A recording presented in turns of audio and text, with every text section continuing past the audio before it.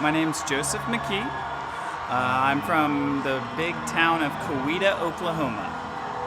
I heard about the Thrive15 conference because during this year's election I started listening to talk radio as a need to get my influence away from FM radio stations and songs that may not be productive. So then I started listening to the big business talk show, and then Thrive Time show started at 5 o'clock, and then it moved to 12 to 2. And they said basically it sounded like a great opportunity for me to grow as a person and grow my business from the Thrive Time show on 1170 KFAQ. No, I didn't think it was a scam, but I didn't know if it was really for me. And then the more I listened to the Thrive Time show, I learned that if you want to do something great, you got to go out on a limb. So I kind of just looked into it a little bit and then spent the money going out on a limb as well. So currently I'm going over aggregated demand curve, supplies, what a proprietorship is, like a monopoly, perfect competition and stuff, and I don't really see that as me growing my business. Coming in here, learning how to market my product and creating a demand by branding rather than just maybe the supply being there. It's taught me what I should do to start organizing and maybe turn me away from some things that may cost me lots of money in the future. It's also taught me that success is simple. It's just a process of taking action to do the steps. It's not really success is not hard. It's the process of taking the action to do the steps.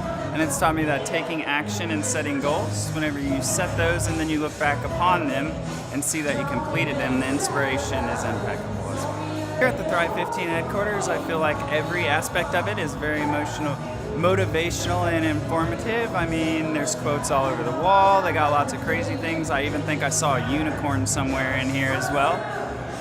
It's a little bit different than anywhere you might expect. It's fun, fascinating, open, and basically it's all in all a good atmosphere.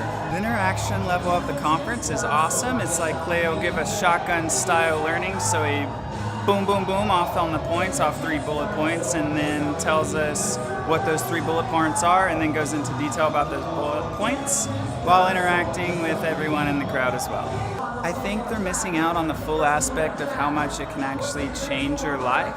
If you actually set a life goal and you want a way to achieve it, I feel like the Thrive15 is aiming towards that. That's something that if you have a goal and you don't know how to get there, I feel like Thrive15 would be the best way to go through there. Thrive15 is different because I don't feel like Clay is some crazy mentor that has no respect for my ideas or where I'm at, whether I'm right or wrong. He doesn't think that he's better. It's inspirational that they're humble enough to come up and talk to me personally, as maybe if you go somewhere else, they may not come up to you and be personable and talk about your name and cater to you specifically. They may hold themselves a little bit higher up than they might think others. Kind of make you feel segregated as the population or the average rather than just the extraordinary.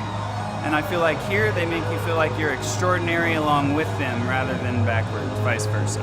The cost for me, I've spent about $8,000 at a local community college here in Tulsa, and that has been 3 semesters, including books, fees, and stuff. And the $400 I spent on the value of this ticket has multiplied into about 50 times what that is actually worth.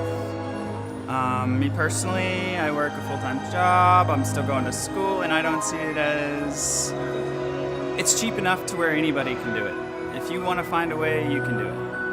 I'd recommend that they find the Thrive15 conference basically to help them achieve self-actualization and what you actually want in life and what makes you happy and your happiness, I guess you could say. Some people think that happiness is just a choice. I believe that it's a choice, but I also believe that you choose what your happiness is as well.